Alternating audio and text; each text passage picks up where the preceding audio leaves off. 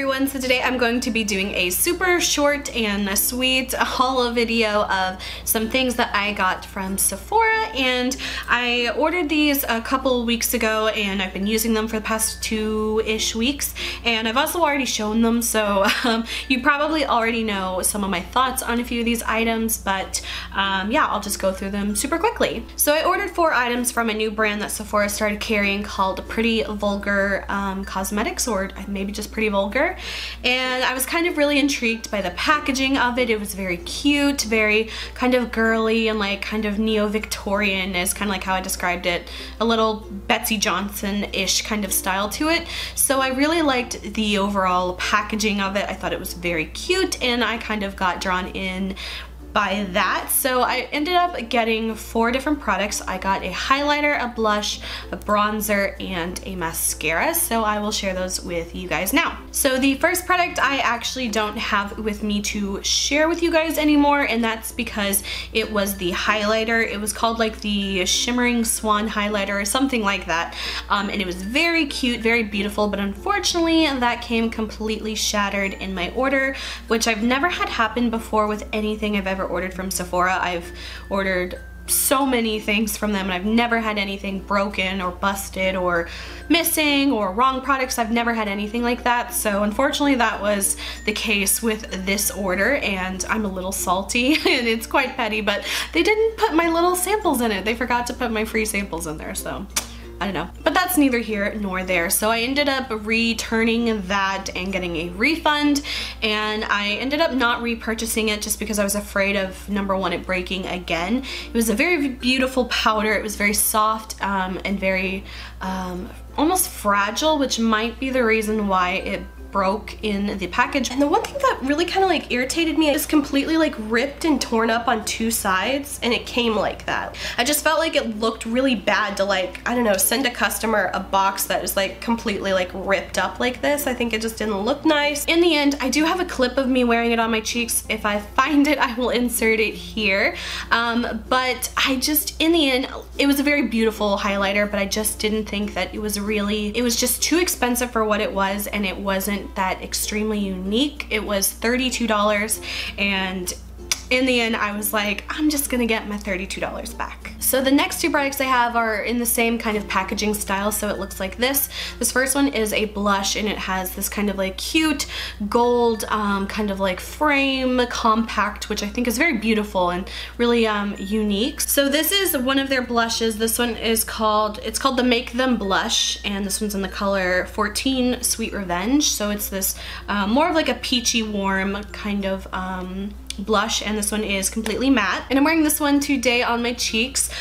So overall I really like this, but the price of it, I was kind of really like in a daze when I ordered these, because I was like, yeah, $26 for a blush, that sounds great. I think I was really kind of what's the word, like just overtaken with the cuteness of the package, and I think it's still very cute and very beautiful, and I love it. It's really, really cute. It is a bit more like a cheapy kind of plastic, which in my opinion, that's not like a super huge deal, but especially for like $26, it does seem a little, I don't know, the packaging just feels a little light. Overall, I think it's a beautiful blush. I really love it. I think it's nice and smooth. It's really beautifully pigmented. I think it's great, but I just don't think it's necessarily $26 amazing, and that's not necessarily the product's fault, but I just don't know if there's any blush that's really like $26 worth to me.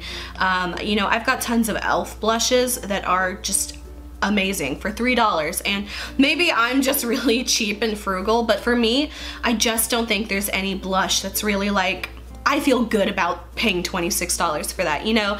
I feel like at the end of the day, blush is a blush is a blush is a blush, and I just don't feel like $26 really, I don't know, I just don't really feel like it justified it in the end. So again, along the lines of the same packaging, this is the bronzer. I believe they have 2 different color bronzers. This one is the lighter one. These are called Bronzed Bee, and this one is number 42, Son of a Bee.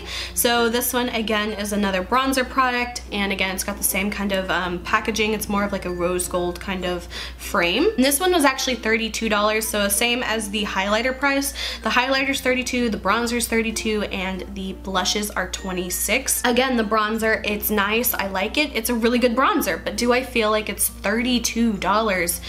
Good. I just don't find it being better than like some e.l.f. bronzers that I have. You know, if this was like, I don't know, like a $15 bronzer, I would think I would feel a little bit better about that, but $32 is just really steep, and again, I just don't know if there's honestly any bronzer that would be $32 and that I would think is that great. And then the final product I ordered was, again, really based on the packaging, and I have to say this is one of the most beautiful mascaras I own packaging wise. It's very beautiful. It's this white and rose gold kind of birdcage detail with a little bird on top, and I think it's beautiful. It's called The Feathers and the color is The Raven, and it is a mascara with a spoon shaped kind of brush to it. I've only used this one a handful of times, probably about 3 or 4 times, and I must say I'm not a huge fan of this mascara as well. The price is escaping me at the moment. I feel like it was probably about $24, $25, $26-ish dollars, which again, for a mascara, I just feel like is really expensive. One of my favorite ones is the Too Faced Better Than Sex mascara, but I've never had to buy a full size of that because I always get the little baby samples that come with like their holiday palettes. So I love that mascara, but I've never had to like actually shell out the 20-some dollars for that one. But I do love that mascara. Overall, I found that the consistency of this mascara was a bit more of a thicker, drier kind of consistency at the get-go. It was very waxy and very thick, and I just found that whenever I applied this, it would clump my lashes together like majorly, which I don't mind a little bit of like clumpage and stuff, but this one was like sticking my lashes together. Like it looked like I had like 6 eyelashes just really like clumped together, which I wasn't a huge fan of. I'm still testing out to see if I like it layered with other things, because I do find that since it is a bit of a thicker, waxier mascara, it does hold a curl really nicely, so if that's something you have an issue with, then maybe this would be worth it. But then on the other hand, with it being that thick, I found that this was a nightmare to remove, and I use like coconut oil, and I also have this other mascara remover from Etude House that I love that does an excellent job on majority of my mascaras, and this one it was not cutting it. It was just a bit of a nightmare to remove, so unfortunately, again, I just didn't really love this product. The packaging's beautiful. It's, you know, one of those things that would just look beautiful sitting on like a vanity or something, but at the end of the day, does the beautiful packaging outweigh the price tag or the quality of the product?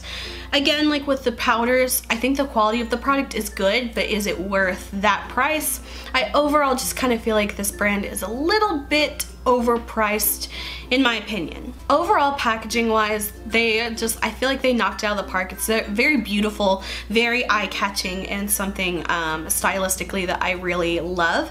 But for me, I just think it's a little bit too much of a price tag for me, and yeah, so that's pretty much my thoughts on it. I'm still gonna give the mascara a couple more tries to see if I find a way that I like it the best, but at this moment, I don't really feel like there's anything that I feel like I would recommend, just because the price is pretty up there and I don't feel like it sets itself apart from, you know, drugstore or lower end makeup. I feel like now there's so many great drugstore options that don't have to cost $32 for a highlighter. But that's just my overall thoughts. If you guys have tried any of these products, or if there's any other things you think I should try out, then definitely recommend them below. So thank you guys so much for watching. I hope you enjoyed this video. If you did, please like and subscribe. You can follow me on Instagram, link is below, and until my next video, I will talk to you guys later. Bye.